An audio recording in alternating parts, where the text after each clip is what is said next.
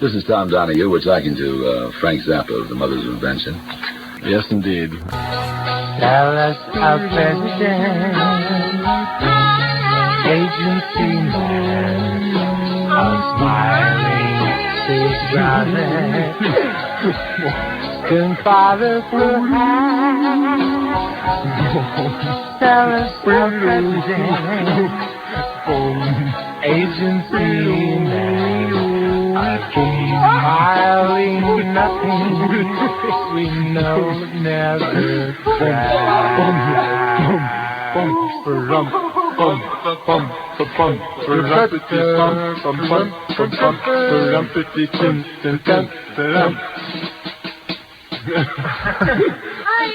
Go. People are a lot of pigs. They're greedy and they're dumb. I'm sure that's just a simple truth. Look how far he's come. From the heart of old Death Valley to the ruling of our land. A simple trick, you simple pigs, just the way we planned. That's Agency Man and Frank Zappa and the Mothers of Invention.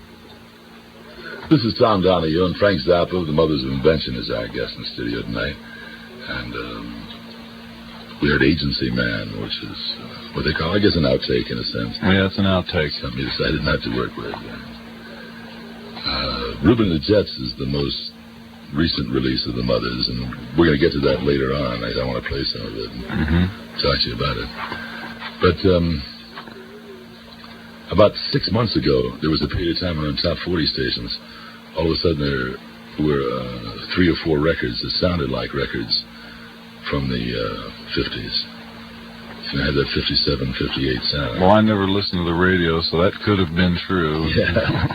Well, they all had that same simple sort of Moonglows beat to them. And, well, you know, if you analyze the sound of what the Moonglows did, it wasn't really simple. Rhythmically, it was pretty simple, but harmonically, it was amazing for the things they got away with and within the chord structure that they were working on.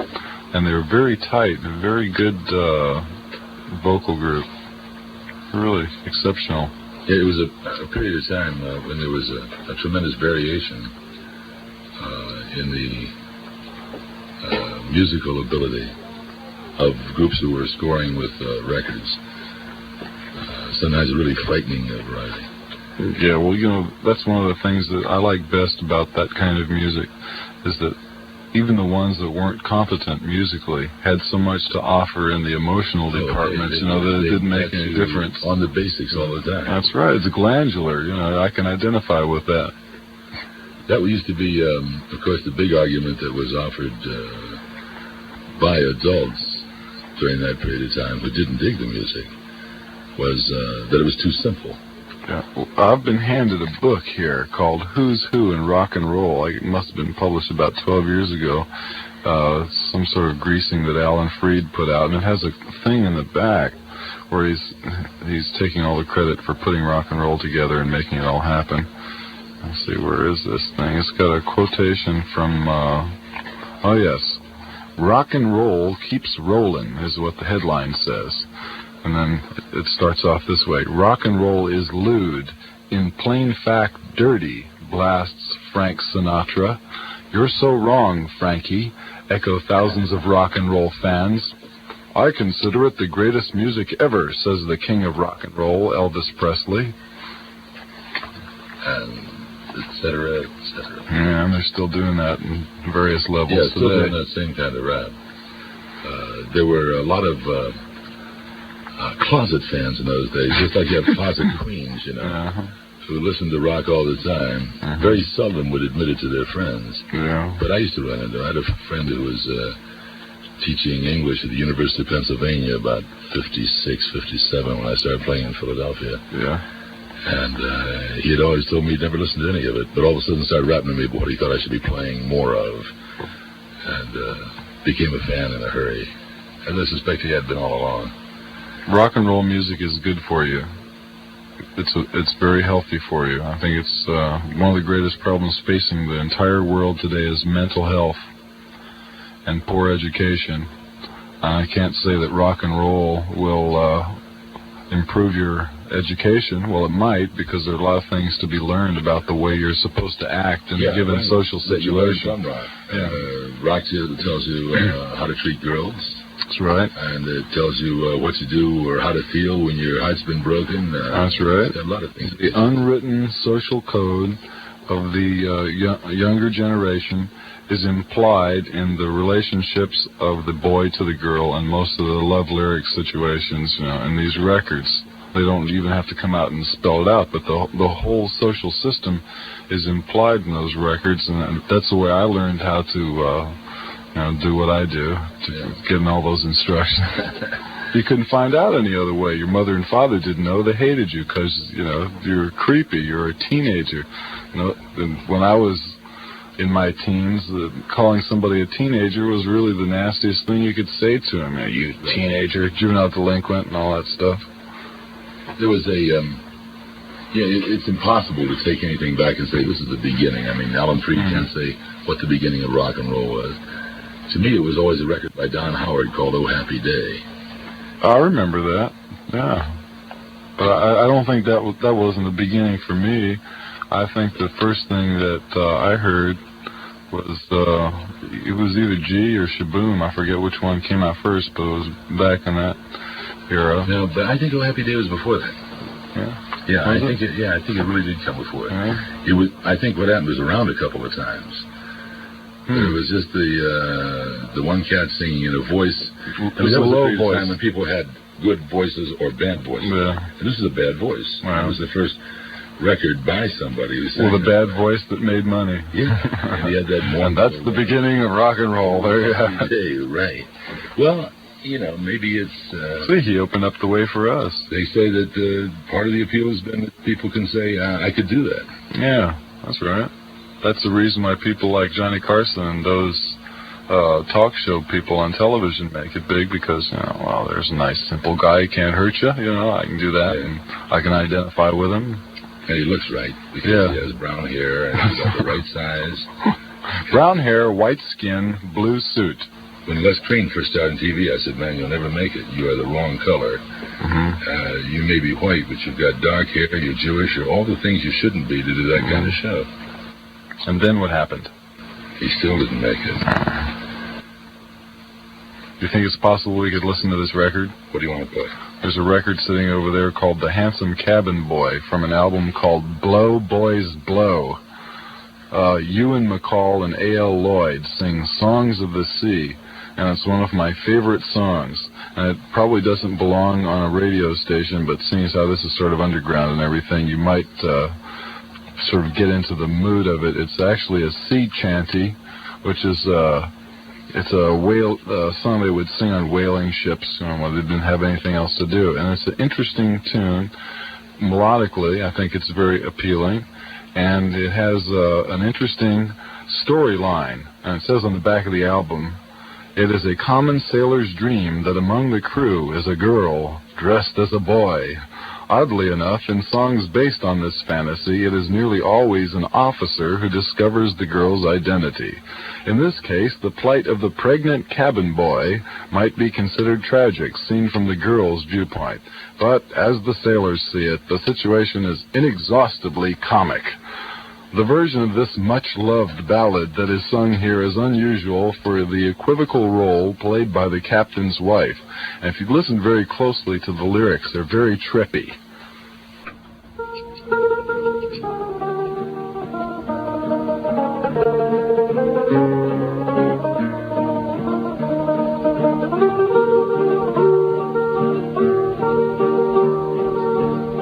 It's all a pretty female, as you may understand.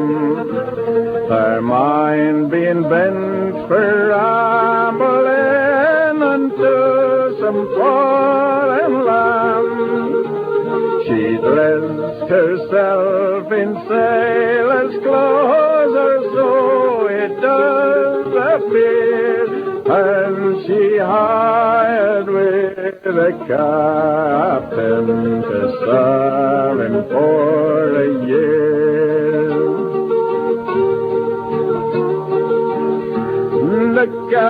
captain's wife, she being on board, she seemed in great joy to think her husband had engaged such a handsome cabin boy. And now and then she'd slip him a kiss, and she would have liked a toy. But it was the captain found out the secret of the handsome cabin boy. Her cheeks, they were like roses, and her hair all in a curl. The sailors often smiled and said it looked just like a girl. But eating all the captain's biscuits, the color didn't destroy, and the waist did swell of pretty Nell, the handsome cabin boy. It was in the Bay of Biscay our gallant ship did plow. One night among the sailors was a fearful flurry and row. They tumbled from their hammocks for their sleep it did destroy, and they swore about the groaning of the handsome cabin boy. Oh, doctor dear, oh, doctor, the cabin boy did cry. The time is come, I am undone, and I shall surely die. The doctor come running and smiling at the fun, to think a sailor lad should have a daughter or a son. The sailors, when they saw the joke, they all did stand and stare. The child belonged to none of them, they solemnly did swear. And the captain's wife, she says to him, my dear, I wish you joy, for it's either you or me has betrayed the handsome cabin boy. So each man took his tot of rum, and he drank success to trade. And likewise to the cabin boy who was neither man nor maid.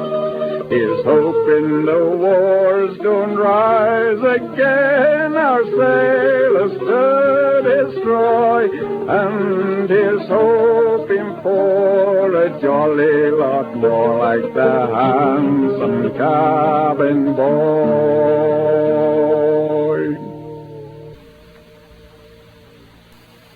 That's Rashomon. Rashomon, what's that? Well, it's a Japanese play. It's been made into about 15 movies. Yeah? Where a woman is supposedly raped by a man that she and the man she's with. Yeah. And each of them runs down the story. Yeah. But they each tell it in a totally different way. Oh, I've heard about that. Yeah, you've been there. But I didn't see the I haven't been there. I didn't see the similarity between that and the bizarre relationship between this cabin boy and whoever it was that was strapping him or her or whatever it was on the ship. But I'd like to dedicate that song to the GTOs and the BTOs in Laurel Canyon, because I'm sure they'll understand it. And next we have a record called Grunion Run, which was recorded about 6 years ago in a studio that I used to own in Cucamonga, California. And it was produced by Paul Buff, who is also happened to be the engineer on another fantastically successful teenage record a few years back that we all know and love, Wipeout. He's the man responsible for committing that thing to tape, and he's still trying to live that disaster down. And he, under our forcing him, agreed to record this piece of music called Grunion Run, which at the time seemed to be not very commercial at all. He really didn't want to do it, but it wound up being the B-side on a record called Tijuana Surf, which turned out to be a very good-selling record. It sold 8,000 copies in Fresno and 150,000 copies in Mexico, where it was #1 for 17 weeks. Wipeout was on the charts longer than any other record I can think of in the last 5 or 6 years. That tells you something about the people who recorded it and who bought it, and also the people who played it on the radio, because they really helped out. Only the best.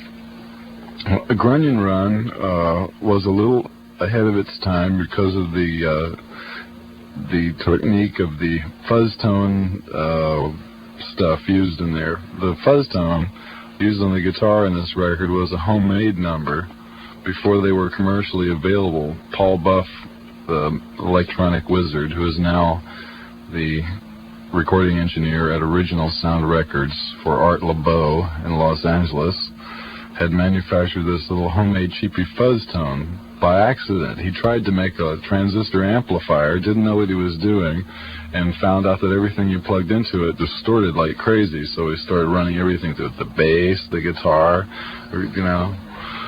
and here it is, the B-side of Tijuana Surf.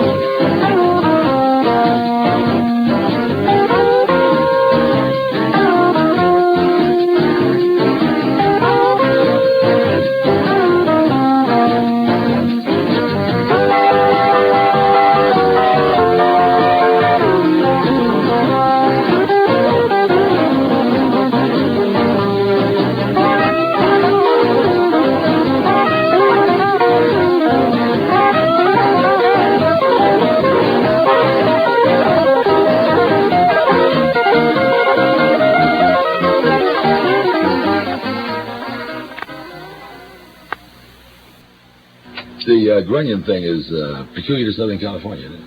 The grunion? Oh, yeah, some people don't know what a grunion is. It's a fish that comes up out of the water and sort of runs up onto the beach on its tail and squats in the sand and lays eggs. And during this procedure, Southern California teenagers gather together with their cars, line their cars up on the beach, aim their headlights out on the sand, turn them on, and then run out there on the beach and grab the fish while they're laying their eggs.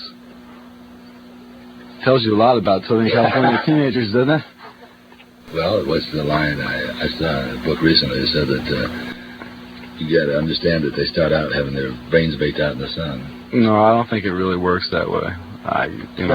That's sort of the kind of a thing that a person from San Francisco would say about a person from Los Angeles. They're uptight. Somebody from Los Angeles. Who was that, Richard? Max Schulman. Yeah, Max Schulman. So their brains are baked out in the sun. Well, I think that the school systems in California have a tendency to sort of, making major contributions. Yeah, I don't think you really need to rely on the sunshine to do away with the intelligence of the young people. The school system is designed to take care of that. Blot your creativity. Oh, no, I was born in Baltimore. I wish I was from El Monte. Somebody called me a little while ago and asked if you were from El Monte, what part of El Monte you were from. No, most of my time spent in that area was spent in Pomona, Ontario, and Cucamonga, California, which is a few miles east of El Monte. El Monte is a sociological phenomenon that really should be studied very carefully. It's amazing things took place there during the 50s. Whole sections of historical folklore happened there and then just disappeared and were forgotten. Oh, for a few nights. I don't think they necessarily disappeared there. Well, there are a few. Somebody somewhere is putting it all down, recording it all. I don't know whether they're really putting it down. I think that some people remember it, but it should be treated in a scholarly work. And the details of this should be turned over to an institution that saves that stuff for future generations. When future generations want to really know the whys and wherefores of the Jelly Roll hairdo, the black leather jacket, the parking lot knifing, tire slashings, and the true function of a tire chain as applied to teenage recreation, these things should be recorded by one of those scholars, that's supposed to have chops to do that stuff, instead of relying on the memory of poor rock and rollers who were forced to work at the El Monte Legion Stadium in one of the worst acoustical environments in Southern California. Or worse yet, perhaps the history be written on the basis of what the newspapers were saying about those teenagers. Yeah. Or what the movies did. Like my favorite movie is a teenage movie made in the mid-50s, because they didn't have anything right then. Yeah. And seen 10 years later, it's really... Yeah, which movie? You remember some of those? How about Girls Town? Did you ever see that one? Yeah, I've seen Girls Town. I've seen a lot of the old ones that have Frank Gorson in them. Yeah. Who's that singer records from Warner Brothers? Connie Stevens for Notre Dame. There's one that has Paul Anka in it. Yeah, I've seen one with Paul Anka in it. And then there were a number of them. The car movies I thought were the best. Yeah, they're really good. Cars. If they only knew about things like that in Europe, it's very hard to go to Europe and play a concert and sing a song about a 39 Chevy and see these people wailing around on bicycles and they just don't know what you're talking about. Yeah. And even if they knew what the car was, they can't project into the mystique of the fuzzy dice and the taco balls around the windshield. You just can't tell that to them. They don't know about going to Mexico and getting a real postal job and standing over them until you wanted to make sure that... you get your $50 right worth. Kind of stuff in that old newspapers and find it tucked, rolled, completed. We have another hit tune. Took us right back. Yeah. This is a piece of music written by Pierre Boulez, and it's one of my favorite pieces of music. It's one little piece of a larger piece of music that he wrote, and the title of which I can't pronounce in French, but in English it means a hammer without a master. And it's, I think it's got bongos in it. Here's the instrumentation. It's Marjorie McKay, alto, singer. Arthur Gleghorn, flute, Milton Thomas, viola, William Kraft, vibraphone, Dorothy Remsen, xylorimba, Theodore Norman, guitar, and Walt Goodwin, percussion, bongos, maracas, tambourines, claves, bells, tam-tam, triangle, gongs, cymbals, and small cymbals. I'd like to say something about the conditions under which this recording was made. It's been around for quite some time. It was originally released as a mono recording and now is available in stereo for some strange reason. And it was done during a time when it was not the popular thing to do to record avant-garde music or new music at all. And they figured, well, we'll do it because Boulez is making a reputation. He's one of those hot new European composers. And it sold surprisingly well when they put it out. The only problem is that rumors through the studio musician grapevine in Los Angeles came back to me and a number of other people that the music was so difficult that the performers on the piece just sort of started making up their own things in spots, and nobody except Boulez could tell that it was not what was supposed to happen. And I got the score to the piece and tried to follow along with this version of it, and it doesn't match up. You can see that there are errors in it. But I have since listened to recordings conducted by Boulez, and I like this one better because it has a better beat. If you go for bongos, kids, this is for you.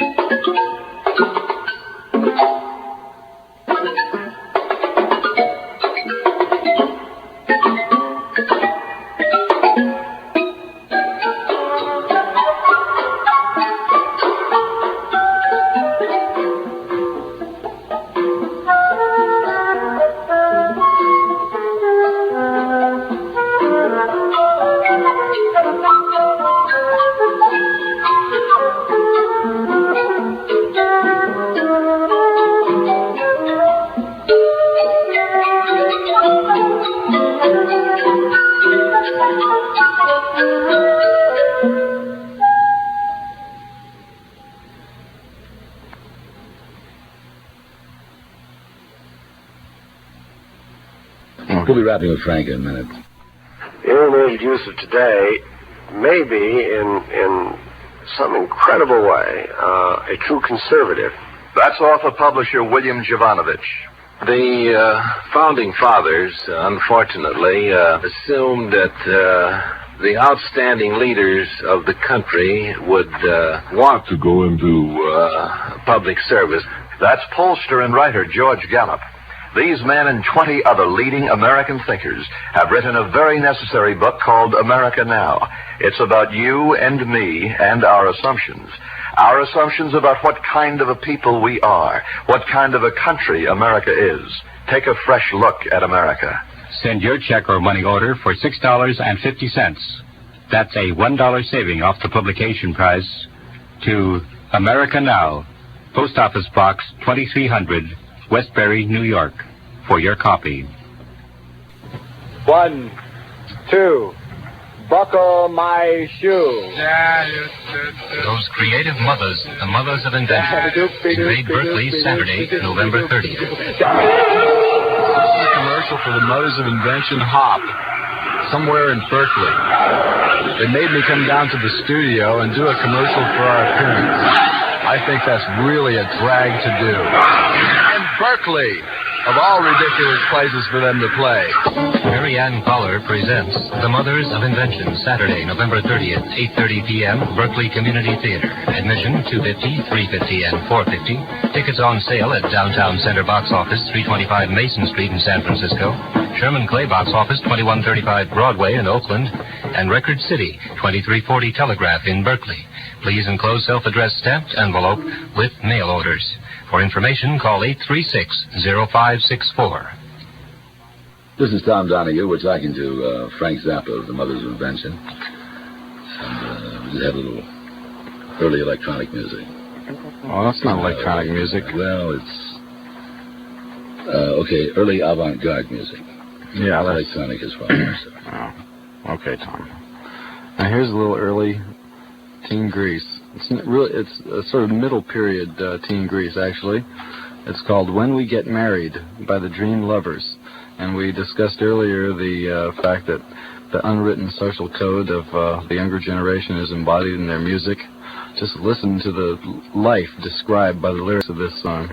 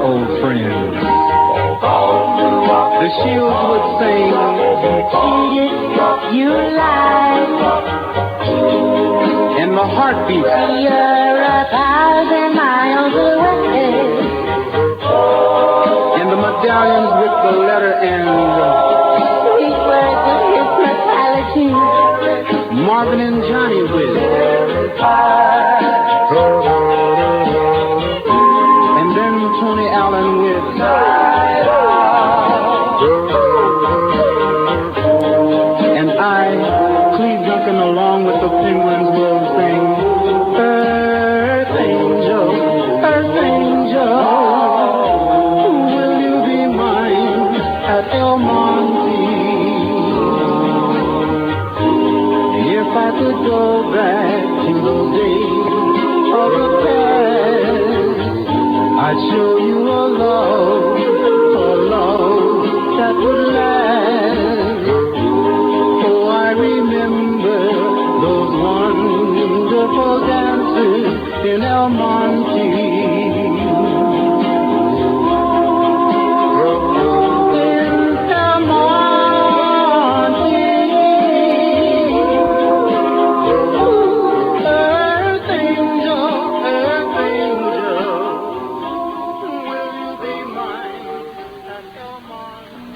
Memories of El Monte at El Monte Legion Stadium. Yes, indeed. I like to say that Ray Collins and myself wrote that tune a long time ago, and we started hustling it all over town in Los Angeles. This is when we were living out in the sticks, and we wanted to be teenage songwriters.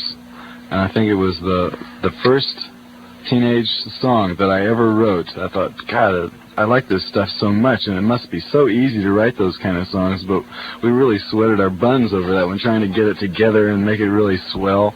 So we wound up taking it to, of all people, Art LeBeau. And he says, well, I got a group. I got this group called the Penguins. You know, they made Earth Angel, you know. And a few of them are working at the car wash, but I can get them down here to sing this tune. So he actually brought the Penguins, or he purported these people to be the Penguins, to the recording studio and introduced them to us, and we showed them how the song went, and they sort of liked it, and it took about 2 or 3 months to actually get them to finally have a session and record the tune. They recorded it, and they put it out on the market, and it sold about 4,000 copies in New York, and nobody in El Monte wanted to even know about it. You know, they forget it. They don't like to be reminded that they live in El Monte, I guess, or that El Monte was really something spectacular. Well, there might be a few who like the idea, but Pandora likes it. But we still perform this tune on stage sometimes, you know, just for fun. Okay, the next record is from a Charlie Mingus album that I grew up with called Mingus Aum, and the name of the tune is Goodbye Pork Pie Hat, dedicated to Lester Young.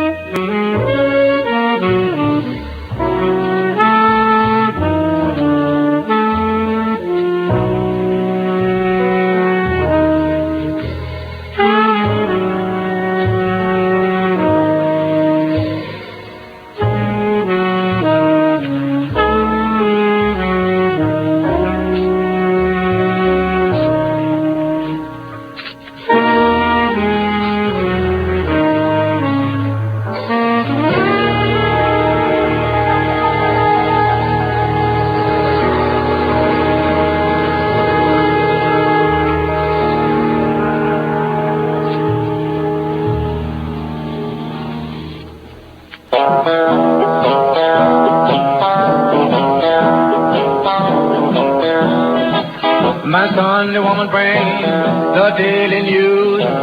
That Monday woman buys me talking and shoes. And I let my good gal get you here. Ain't no telling what poor little Lucy may do.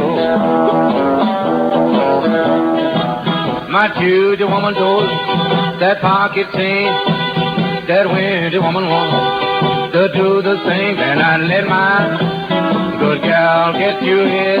Ain't no telling what poor little Lucy may do. My Thursday woman knocks up on my door. That Friday woman, boy, is gotta go. And I let my good gal get you here. Ain't no telling what poor little Lucy may do.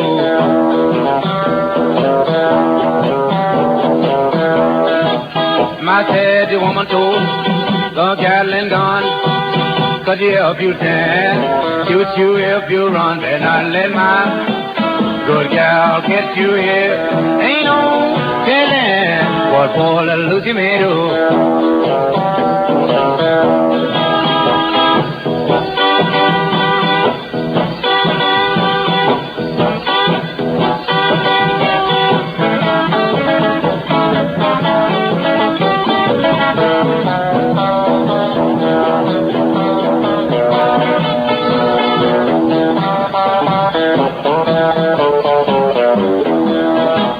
She left one Christmas coming back that afternoon.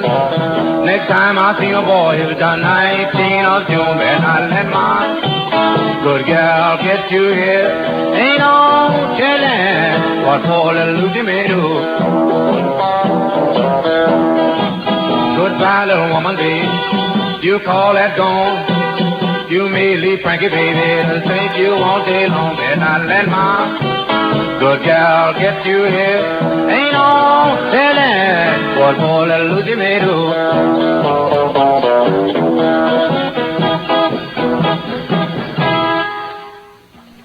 That was Frankie Lee Sims singing the Lucy May Blues, one of my favorite records when I was in high school.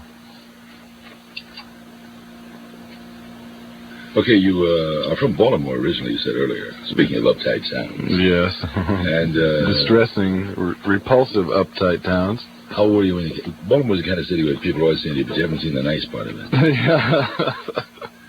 How old were you when you came out to California? About 10 years old. And first place we lived was Monterey. And the second place we lived was Pacific Grove. And then we moved to Southern California. So my first taste of California was up here in Rain Country. Did you have a car early? No, I didn't. My parents wouldn't let me drive because they knew that if I ever got my hands on a car, that I would immediately disappear from the dismal places that I was forced to live in. See, my father worked for the government, various things. He was either working directly for the armed services or he was employed in the defense industry, and he was always forced to live in these really cruddy places, Monterey being one of them. And when we finally moved to Southern California, it wasn't much better because we wound up living in Lancaster, which is in the middle of the desert, and it's sort of a depressing place with, just nothing happening there. So they made sure that I didn't learn to drive or anything. They wouldn't even sign a permit for me to take driver education in school. So I didn't get a car until I was about 23. But I absorbed enough of the legend and lore of the auto freak of Southern California to be able to write a few songs pertaining to that subject. Back for a moment, when we were playing the Grunion Run, yes, all of a sudden Dick Gale occurred to me. Mm-hmm. He was a Southern California phenom that never made it past Bakersfield. Well, I remember when Capitol Records paid $1 guarantee. That's right. They snatched him right up to make him the giant star that everyone knew he was destined to be, because everyone knew that surf music was really what was happening. Now, as we look back upon surf music as a phenom, and we can also look forward to a resurgence of surf music in the future, probably disguised as something else. Maybe the literal association between the music and the ocean will go someplace else. but the type of music, the style of the music may return. And there were some very interesting things happening harmonically in the surf hot rod type of rock and roll music. I remember especially a song called Summer Means Fun by Bruce and Terry. Have you ever heard that record? Yeah. It has some of the most interesting modulations in it, some really groovy chord changes. The words are a little puny, but they had a couple good records. Yeah. Other things. But that one was really neat, and like the little old lady from Pasadena, because I remember hating these records when they came out because I thought, God, they sound so white and disgusting, and they're talking about a way of life I can't identify with. But then, if you back off, like, say, 5 years from when it was out, and you can say, well, haha, that's an old record, let's listen to it and see what it sounds like. If you just hear the music that was in it, there was some very ingenious stuff there. You know, when we were playing the record with the fuzz tone on it, which is also the brilliant thing, you were talking about stumbling into that accidentally. Before that time, there had been a record by Tony Fisher called The Big Hurt. Do you remember that? Yes. That was the first record that had flange phasing, which is now so popular all over again. Yeah. Do you know how that was supposed to have occurred?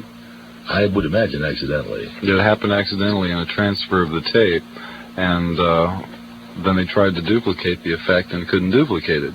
Now this person, this electrical wizard, Paul Buff, heard that record too, and he said, well, I can do that. I can make that happen anytime I want. And he cranked out a country and western tune in Cucamonga that was never released in 1960 that had phasing on it. I have the master tape of the thing at the house. I inherited a bunch of old masters from the studio. And I heard this thing, and it has the date on the box, and it was a paid-for session that somebody came in and said, here, record me and do something special to it. And if you can imagine cowboy music with that, flange in it, it's really a peculiar sound. I understand there's a future development on that. There's the guy that was doing these effects in England. They call him George the Flange. He's a recordist. He's not an engineer. He's a guy like a maintenance man or runs the recorders that sort of gets credited for all the contemporary versions of the flange, has invented a thing called the reverse flange. The guy who engineered the Traffic album, Eddie Kramer, has told me that this device, which they're currently employing on some things they're recording now, will make a sound appear to come from behind your head. If you're listening to a stereo system and facing the speakers, something's coming out of the right and something's coming out of the left. When they push the button for the reverse flange, something will come from behind your head. And I was thinking the ultimate use of this effect would be to have some music going on, you're grooving and tripping out in a teenage psychedelic level, and then from behind your head you hear the heat come in and say, all right, this is it, Yeah. Kramer also did a couple of Stones LPs and Jimi Hendrix. Yeah. And Blue Cheer. Yeah, the new Blue Cheer was a group I wanted to ask you about how you react to them, because I see Blue Cheer as being today very representative of older rock and roll in a sense. Why? Because they recorded Summertime Blues by Eddie Cochran? No, because of the kind of audience they appeal to. That almost invariably, the people who dig Blue Cheer are young teenagers, but they're really super fans of them. Well, I'll tell you the honest-to-golly truth. I've never heard their record, and we worked with them twice, and I was never around when they played. I don't even know what they sound like. Yeah. All I know is legend and lore that they have a lot of amplifiers and they play very loud. They play very loud. I met the guys in the group, but I don't know anything about their music. How about Reuben and the Jets? We got to play some of that. Well, you can. We got Richard Berry around here. Yes, I would like to pay my respects to Richard Berry because I think that he is one of the most creative forces in rock and roll music. He wrote Louie Louie, and the original version of Louie Louie is quite a bit different than what the Kingsmen eventually wound up doing to it, making a record that stayed on the charts for 200 years in Oklahoma and places like that. Richard Berry's version of Louie Louie in the mid-50s was revolutionary. It was the strangest thing that I had heard, The harmonization of the group, his seventh chords and the things that and the way they were voiced, and just the overall sound of the record was very fresh. It was a departure from the rest of what was going on in rock and roll. And he's written a great number of songs, and a lot of them never got to be big hits, but I think they're all extremely good songs. And the other tragic aspect of the career of Richard Berry is that he never really made a lot of money from the things that he wrote, because in those days it was the standard operating procedure of record companies to sign the artists and writers to contracts with royalty payments so low that they're virtually non-existent. And then when it came time to pay them, they would explain to the artist that, well, it didn't sell too good, and they charge them more cost again. Yeah, right. And they'd always stick the artist, and like the guy would, for instance, he would probably say to Richard Berry, well, we got you guys some wine when you were recording, and we paid you $25 a day you made the record. What more do you want? And then, of course, they would give each member of the singing group 100 copies of the record that he got to pass out on the grounds at Manual Arts High School or something like that, and he gets to be a hero for a week at school, and then they would just sort of fart him off like that. I think Richard Berry's Louie was... And the other side of it was very nice. You Are My Sunshine. This is a song called Daddy Daddy, which has a nice portrayal of a mid-50s father and his attitude towards the young boy coming to visit the young girl while they make out.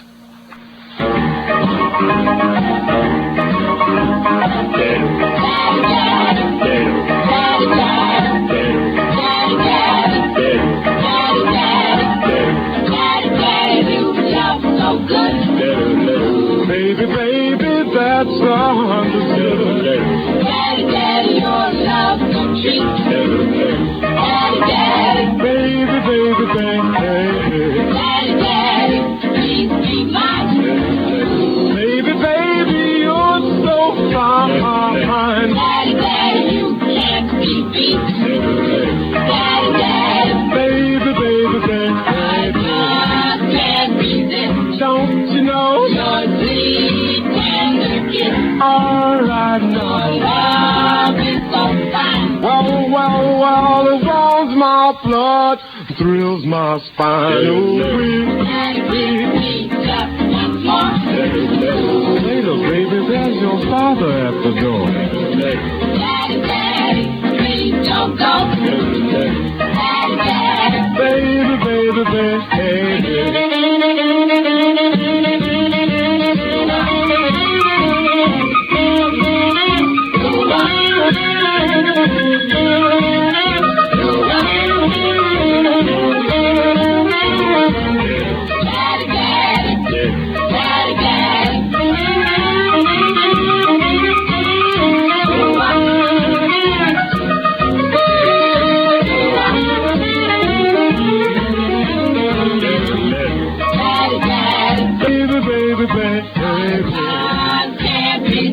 Don't you know? Your sweet tender kiss. All right, now. Love is so fine. Wow, it warms my blood, thrills my spine. Ooh, baby, just once more. Later, baby, there's your father at the door. Daddy, daddy, please don't go. Daddy, daddy, baby, baby, baby. Daddy, daddy, baby, baby, baby. Daddy, daddy, baby, baby, baby. Baby, baby, baby. Baby, baby. Oh, baby, baby. Don't you just love those long teenage fade-outs on those old-time records where they keep saying the same thing over and over again to remind you of what the title of the song was? Could you ever forget the name of that song was Daddy Daddy by Richard Berry and the Dreamers? Could ya? He had Ooh Ooh Get Out of the Car. Yeah, and you know, Sammy Davis Jr. recorded that too. Can you imagine the comparison? You ought to play those simultaneously on the air.